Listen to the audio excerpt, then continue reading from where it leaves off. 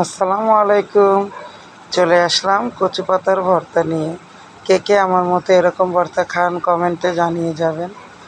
তো আমরা কচুর পাতাটাকে রসুন, লবণ, কাঁচামরিচ দিয়ে আগে সিদ্ধ করে নিয়েছি। কোনো রকম পানি থাকতে পারবে না, এইভাবে সিদ্ধ করতে হবে। তারপরে আমরা পেঁয়াজের সাথে শুকনো মরিচ, বোম্বাই মরিচ জ্বলে নিচ্ছি। আপনারা যেরকম ঝাল খান সেরকম দিবেন। আমি একটু বরাবর ঝাল বেশি খাই, তাই একটু বেশি ঝাল দিলাম।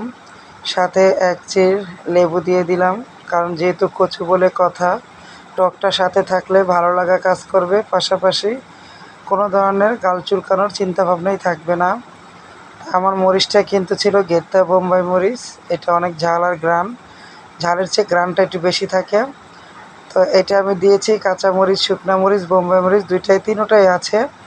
তাই আপনার সরষের তেল নিয়ে একটু দিলাম, কারণ সরষের তেলের ঘ্রাণটাও খুব ভালো লাগে।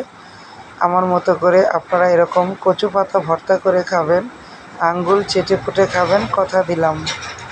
অবশ্যই আপনারা এরকম ভর্তা যারা না খেয়েছেন বানিয়ে খাবেন, খেয়ে আমাকে জানাবেন। খারাপ হলেও জানাবেন, ভালো হলেও জানাবেন। এই কচু ভর্তা দিয়ে কিন্তু গরম ভাত দিয়ে খুব ভালো লাগে, আর তাছাড়া গরম ভাতের স্বাদই আলাদা। তো আমি আপনাদের সামনে এক থালা ভাত নিয়ে নিলাম। 2-4 লোকমায় হয়তো আমার ভাতটা শেষ হয়ে যাবে। অনেক মজা হয়েছে, মানে বলার বাহিরে। আমি ভাতটা খাচ্ছি, আর কী দিয়ে খাচ্ছি আমি নিজেও জানি না। অনেক স্বাদ লাগছে, এটাই শুধু জানি। সাথে কিন্তু আমার শুটকির ভর্তা ছিল, তো সেটাকেও আমি নিয়ে নিয়েছি, কারণ আমার কাছে তবু কেন জানি ঝালটা কম কম মনে হচ্ছে।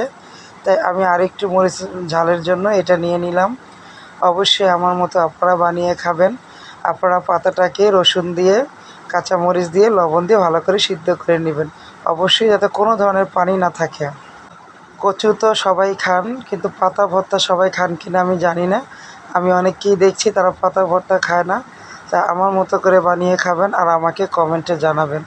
বিশ্বাস করেন, এত মজা হয়েছে যে ভাষায় বলার মতো না। আপনারা না খেলে বুঝবেন না। আসলে মাছ মাংস হচ্ছে না, এই ভর্তা ভর্তি দিয়ে ভাত খেলে তৃপ্তি পাওয়া যায়।